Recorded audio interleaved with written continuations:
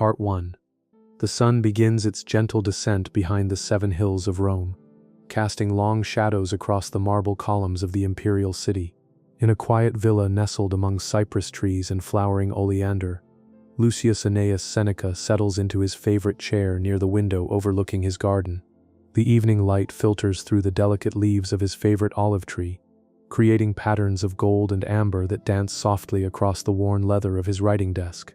The philosopher's weathered hands move slowly as he arranges his writing materials, a reed pen carefully sharpened, a small vessel of dark ink mixed with precision, and sheets of papyrus smooth as silk beneath his fingertips.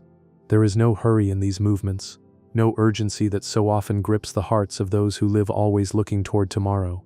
Here, in this sacred hour between day and night, time seems to slow like honey poured from a clay amphora. From somewhere in the distance comes the gentle sound of shopkeepers closing their stalls in the Roman Forum. The clatter of wooden shutters, the soft scrape of bronze coins being counted and stored away, the murmured farewells between merchants who have known each other for decades. These sounds drift on the evening breeze like a lullaby sung by the city itself. Seneca pauses in his preparations and simply listens, allowing these familiar sounds to wash over him like warm water in the baths. How curious, he thinks to himself, his voice barely a whisper in the stillness, that the ending of one day can feel so much like a beginning. His eyes, lined with the wisdom that comes only from years of both suffering and joy, gaze out at the garden where shadows are beginning to pool beneath the stone benches and marble statues. A fountain bubbles quietly in the corner, its gentle music a constant companion through all his years of study and reflection. The air carries with it the mingled scents of the evening meal being prepared in kitchens throughout the neighborhood. Warm bread, still fragrant from clay ovens, mingles with the rich aroma of olive oil heated in bronze pans. Somewhere, rosemary and thyme are being scattered over roasted vegetables, and the sweet smell of figs ripening on nearby trees adds its own note to this symphony of simple pleasures. Seneca draws his woolen cloak more closely around his shoulders, not from cold but from comfort. The fabric, dyed a deep blue that speaks of quiet dignity rather than ostentation, has been his companion through countless evenings such as this. He runs his fingers along its edge, feeling the familiar texture that has become as much a part of these reflective hours as the ink and papyrus before him. "My dear Lucilius," he begins to write, his pen moving with the slow, deliberate grace of a man who has learned that wisdom cannot be rushed. The young friend to whom he writes these letters lives far away, but distance has never dimmed the warmth that Seneca feels for this eager student of philosophy.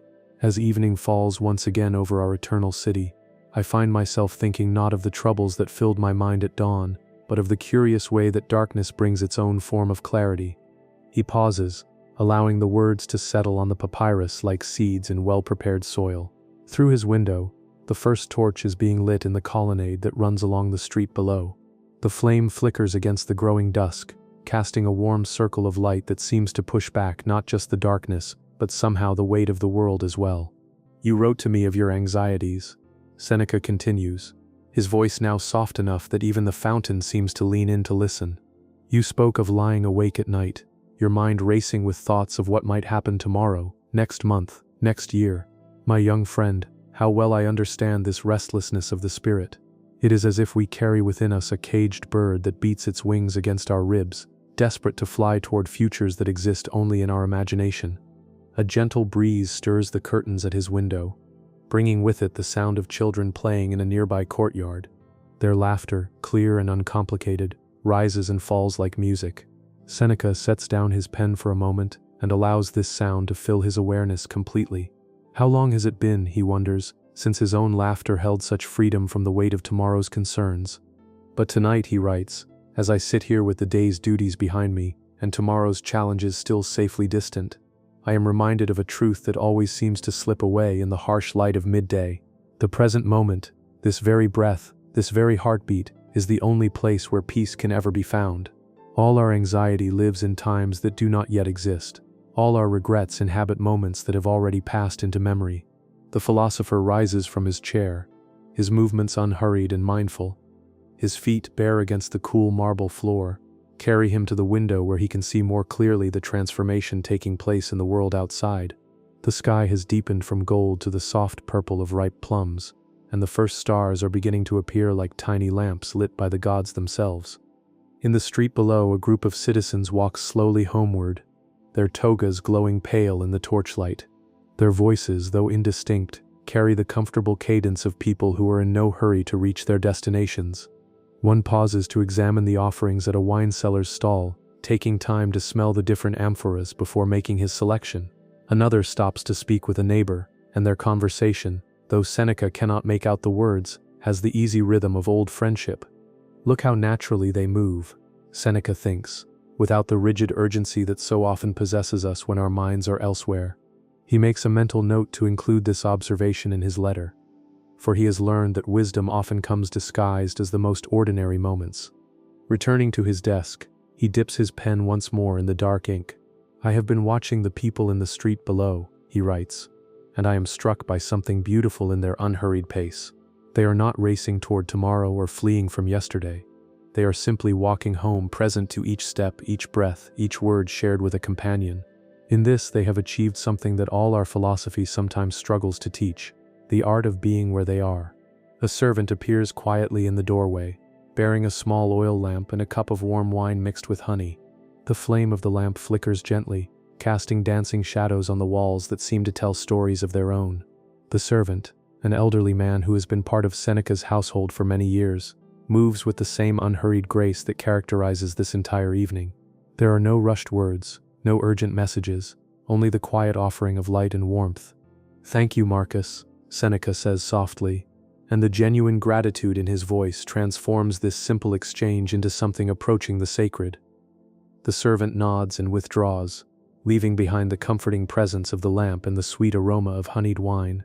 Seneca takes a sip of the warm liquid, feeling it spread gentle heat through his chest.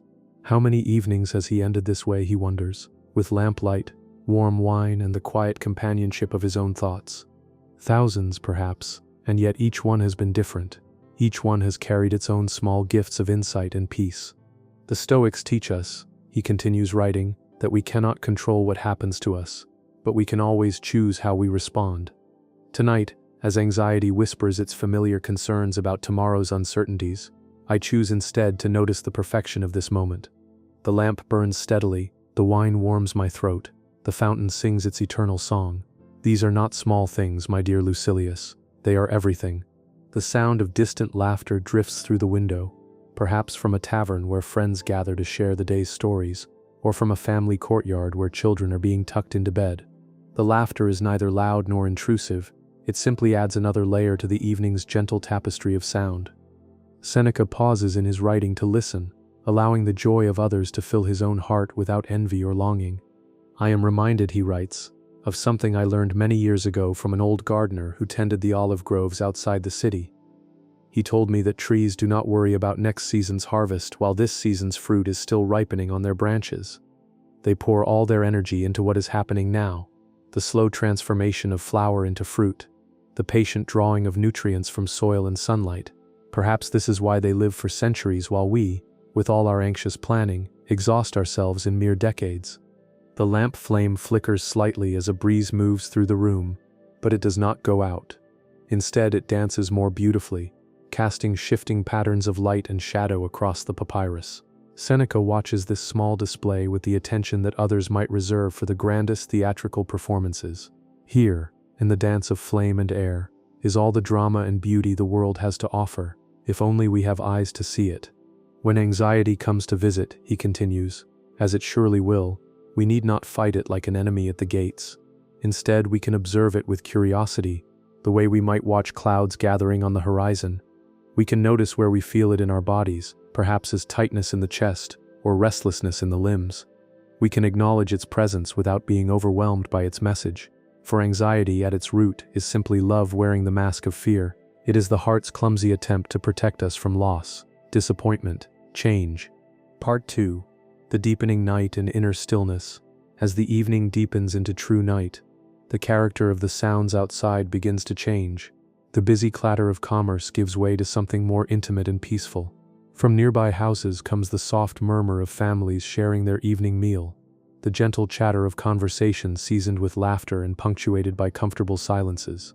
The aroma of roasted lamb mingles with herbs and the warm smell of bread, creating an olfactory embrace that speaks of home and safety. and the simple pleasure of being nourished.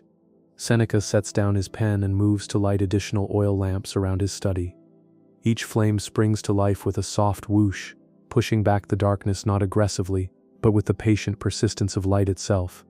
The room begins to glow with warm golden radiance that seems to transform the space into something approaching the sacred. Books line the walls, scrolls containing the wisdom of centuries, their papyrus surfaces holding the thoughts of philosophers, poets, and sages who have grappled with the same eternal questions that occupy Seneca's mind tonight. He runs his fingers along the spines of these beloved companions, feeling the texture of leather bindings worn smooth by countless readings. Here is Epictetus, whose own journey from slavery to wisdom continues to inspire. There, the dialogues of Plato, still fresh and challenging after all these years. Each book represents not just knowledge, but a conversation across time, the living thoughts of minds that have faced uncertainty, loss, and the fundamental questions of how to live well in a world beyond our control.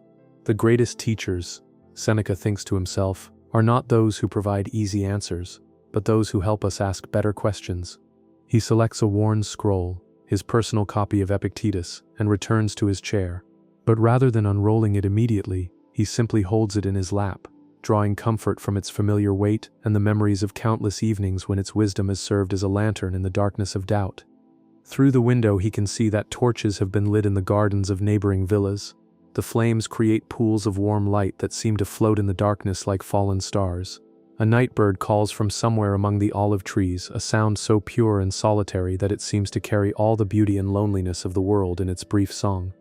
Seneca closes his eyes and listens with his whole being, allowing the sound to fill the spaces between his thoughts. My friend, he continues writing to Lucilius. Though his movements are slower now, more meditative, there is something magical about the night hours that daylight seems to scatter with its urgent demands. In darkness, the world becomes more intimate, more immediate. We are not distracted by distant horizons or grand vistas. Instead, our attention naturally draws inward, to the circle of lamplight around us, to the immediate sensations of breath and heartbeat, to the quality of silence that holds all sound within it. He pauses to sip again from his cup of honeyed wine, feeling its warmth travel slowly through his body like liquid comfort. The honey was gathered from hives kept by a friend who tends them with the patience and dedication of a philosopher studying the nature of virtue. Each sip carries within it the essence of countless flowers, wildflowers from the hillsides outside Rome, herbs from carefully tended gardens, fruit blossoms heavy with the promise of harvest. You ask me how to quiet the mind when it races with worry, Seneca writes, his pen moving with the rhythm of one who has found his pace and is content to maintain it. I will tell you what I have learned, though I confess I am still learning it myself with each passing day. The mind that is constantly in motion is like a jar of muddy water that has been shaken. The harder we try to see through it, the more stirred up it becomes. But if we simply set the jar down and wait, my friend, watch how the mud settles of its own accord. Watch how clarity emerges not through effort, but through stillness. From somewhere in the house comes the soft sound of servants completing their evening tasks, the gentle splash of water being poured for washing, the whisper of sandals on marble floors, the muted conversation of people who have shared daily life for years and no longer need many words to communicate care and respect. These sounds, rather than disturbing the peace, seem to deepen it, adding layers of human warmth to the evening's symphony. Seneca rises once more, this time to tend the small brazier in the corner of his study. The coals glow like captured sunset, radiating a heat that reaches not just the body but somehow the spirit as well. He adds a few pieces of aromatic wood, cedar and sandalwood, that release their fragrance slowly into the air, creating an atmosphere that seems to slow time itself. The smoke rises in gentle spirals, carrying with it the prayers and intentions that humans have offered to the heavens since the beginning of time. In the monastery of our daily routine, he continues writing, we often forget that each ordinary moment is already extraordinary. The breath we draw right now has never been breathed before, and will never be breathed again. The thought arising in our mind at this instant is unique in all the history of consciousness. The sound of the fountain in the garden, the flicker of lamplight on papyrus, the sensation of wool against skin, these are not interruptions to some more important experience, they are the experience itself. He sets down his pen and allows himself to simply be present to the moment. His breathing naturally slows and deepens, not through effort but through release. His shoulders, which had carried the day's tensions without his awareness, gradually soften and drop. His face, lined with the accumulated expressions of decades, relaxes into something approaching the serenity of a marble statue, but warmer, more alive, touched by the gentle smile of one who has remembered something important. Outside, the sounds of the city continue their subtle transformation. The last of the wine sellers call out their offerings, their voices carrying less urgency than earlier. As if they too are beginning to settle into evening's gentler rhythm, a group of young men passes by, their conversation animated but not harsh, punctuated by laughter that speaks of friendship and the simple joy of being alive in a world that, for this moment at least, feels full of possibility rather than threat. I have noticed, Seneca writes, that anxiety often comes disguised as productivity. We tell ourselves that our constant worry is a form of preparation, that our restless planning is wisdom, that our inability to rest proves our commitment to those we love. But watch a master craftsman at work, a potter shaping clay, a sculptor revealing the figure hidden in marble. Their hands are active, yes, but their minds are still. They work from a place of presence, not panic. They trust the process rather than attempting to control the outcome. The night air has grown cooler, and a gentle breeze carries the scent of jasmine from the garden below. This fragrance, sweet and mysterious, seems to carry with it all the beauty of things that bloom in darkness, that offer their gifts not to be seen but to be experienced in the quiet moments when the world slows down enough to notice. Seneca breathes deeply, allowing this natural perfume to fill his awareness completely. My teacher Epictetus used to say that we suffer not from events themselves but from our judgments about events. He continues, "Tonight I understand this not as an intellectual concept but as a lived truth. The same darkness that could be interpreted as threatening reveals itself, when met with stillness, to be a gentle companion. The same solitude that could feel like isolation becomes in the right spirit a sacred space for communion with the deepest aspects of ourselves." A cat appears at the window, its eyes reflecting the lamplight like twin stars. It watches Seneca with the patient attention that only cats possess, neither demanding nor rejecting, simply present to the moment with a completeness that humans spend lifetimes trying to achieve. Seneca nods to this small teacher, recognizing in its stillness a master class in the art of being. "We could learn much from the animals," he writes, smiling at the cat who continues its vigil at the window. "They do not replay yesterday's events endlessly in their minds. They do not rehearse tomorrow's possible disasters.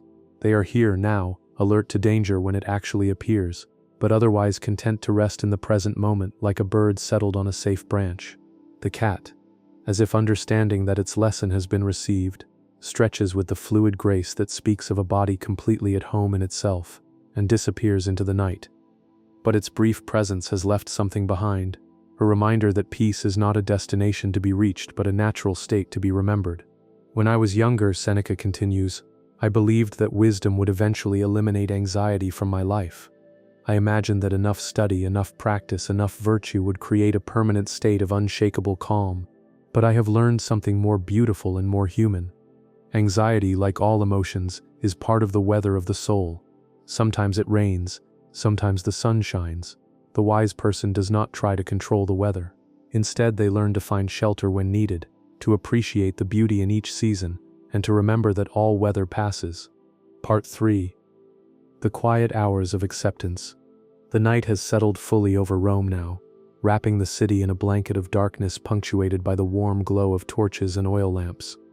The sounds from the street have grown even softer, the occasional footstep of a late walker, the distant laughter from a tavern, the gentle splash of a fountain that continues its patient work even when no one is listening.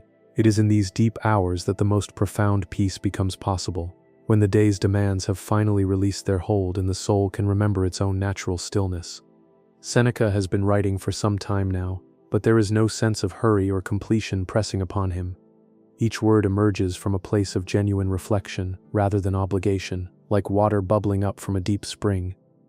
His handwriting has grown more flowing as the evening has progressed, as if the act of putting pen to papyrus has become a form of meditation itself.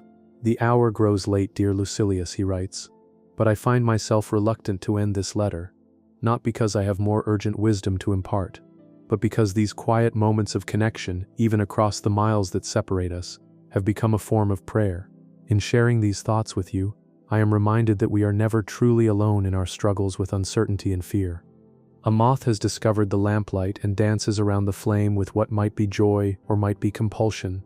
Seneca is not sure, and realizes that the uncertainty itself is beautiful. The moth's wings catch the light and throw tiny shadows on the wall, creating a brief show of shadow and illumination that would be easy to miss but impossible to repeat. This moment, with its small dancing visitor, has never existed before and will never exist again. I am watching a moth navigate by lamplight, he continues, and I am struck by how it commits completely to each spiral around the flame. It does not hesitate or second-guess its path. It does not appear to worry about where the dance will lead. There is something to learn here about the courage required for living fully, not the courage to avoid all danger, but the courage to engage with life's mystery without needing to understand everything in advance. The wine in his cup has grown cool, but its sweetness remains, and the honey seems to have settled into a deeper richness as the evening has progressed. He savors this change, noting how time transforms even the simplest pleasures into something more complex and satisfying. This too seems like a lesson worth learning, that patience allows experiences to ripen into their fullest expression. From the garden comes a new sound, the soft hoot of an owl claiming its territory for the night hunt. The sound is neither threatening nor comforting in itself, but simply present, a voice from the world beyond human concerns, a reminder that life continues in countless forms and patterns that have nothing to do with our personal anxieties and everything to do with the larger dance of existence. The Stoics teach us to distinguish between what is up to us and what is not up to us, Seneca writes, his pen moving with the steady rhythm of breathing. But tonight I want to offer you a third category that I have discovered in these quiet hours of reflection. What is up to the moment itself?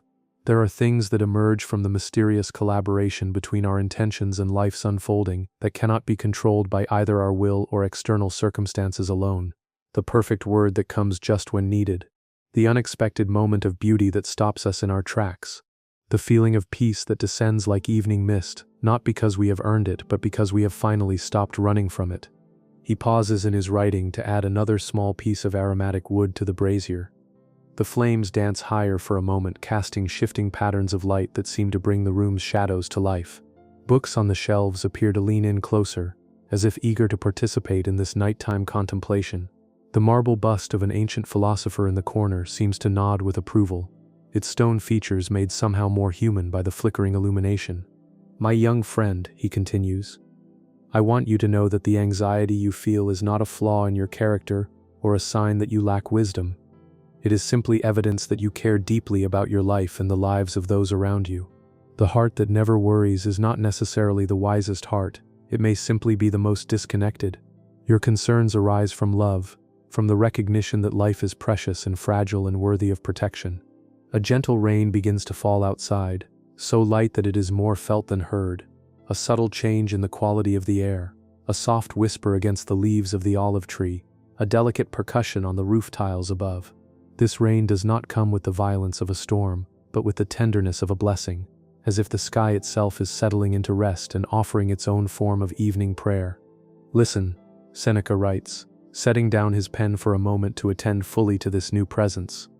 The rain comes without announcement or apology. It does not ask permission or wait for invitation.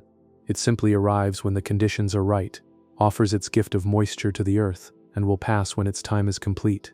This is how we might learn to relate to our own emotions, neither pushing them away, nor clinging to them, but allowing them to visit, to offer whatever they have brought, and to continue on their way. The sound of the rain mingles with the fountain's gentle burbling, creating a natural symphony that seems designed specifically for this moment, this room, this contemplation. Seneca closes his eyes and allows these sounds to wash through him, feeling how they seem to rinse away the accumulated tensions of the day, like warm water dissolving salt. In the morning, he writes, we will once again take up our roles and responsibilities. We will make decisions, solve problems, engage with the complex demands of human society. But tonight, in this space between day and tomorrow, we can practice the art of simply being. We can remember that before we are citizens, philosophers, friends, or family members, we are consciousness itself, aware, responsive, capable of wonder. The moth has settled now on the rim of the wine cup, its wings folded, its small body perfectly still. It seems to have found what it was seeking in its dance around the flame, not the fire itself, but perhaps the warmth that radiates from it, the gentle illumination that makes navigation possible in the darkness. Seneca observes this small creature with the same attention he might bring to studying a profound text, recognizing that wisdom appears in countless forms for those who have learned to see.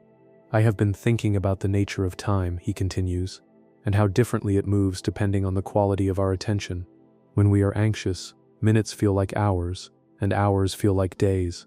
The mind races ahead to imagine futures or circles back to replay past events. And in this restless movement, the present moment, the only place where peace actually exists, becomes invisible to us. But when we settle into genuine presence, time reveals its true nature. It becomes not a river rushing past us, but an ocean in which we are floating, supported and surrounded by the eternal now. The rain continues its gentle work outside, and Seneca can hear the soft dripping from the eaves. Each drop a tiny percussion note in the night's composition. The sound is hypnotic in the most positive sense, not dulling awareness but focusing it, gathering scattered attention into a single point of peaceful concentration. My dear friend, he writes, as I prepare to close this letter, I want to leave you with a practice that has served me well through many nights when sleep seemed as distant as the morning stars. When anxiety comes to visit, instead of fighting it or feeding it with more anxious thoughts, try this. Place one hand on your chest and one on your belly. Feel the rhythm of your breathing, not trying to change it, just noticing how it rises and falls with its own natural wisdom. Then, with each exhale, imagine releasing not just air, but also the weight of tomorrow's unknowns. With each inhale, imagine drawing in not just breath, but also the peace that is always available in the present moment. He demonstrates this practice himself, feeling his own breathing slow and deepen as he places his weathered hands on his chest and abdomen.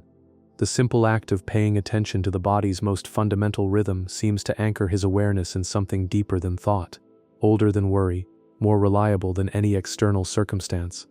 The breath, he continues writing, is perhaps our most faithful teacher.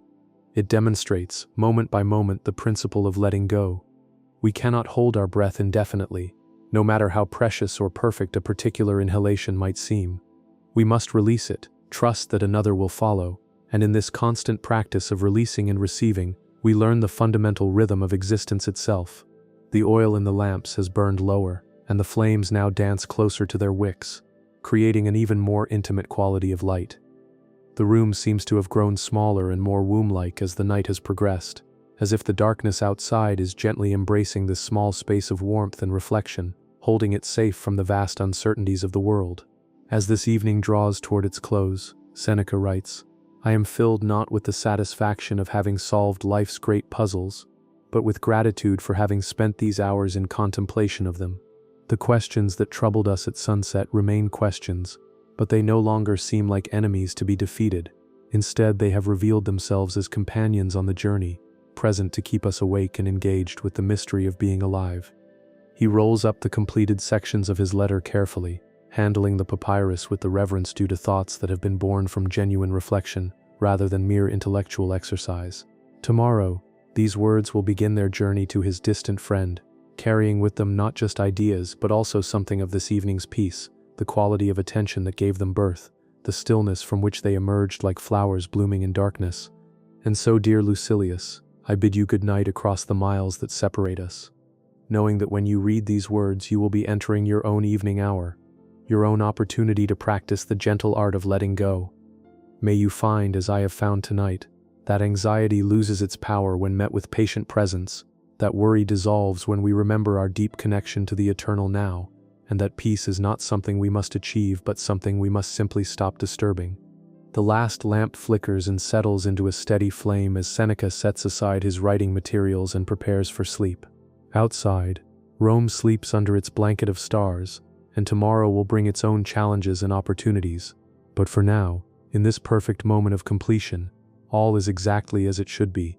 The night embraces the city, the darkness holds the light, and in the space between one breath and the next, eternity reveals itself as accessible as this very heartbeat, this very thought, this very peaceful now.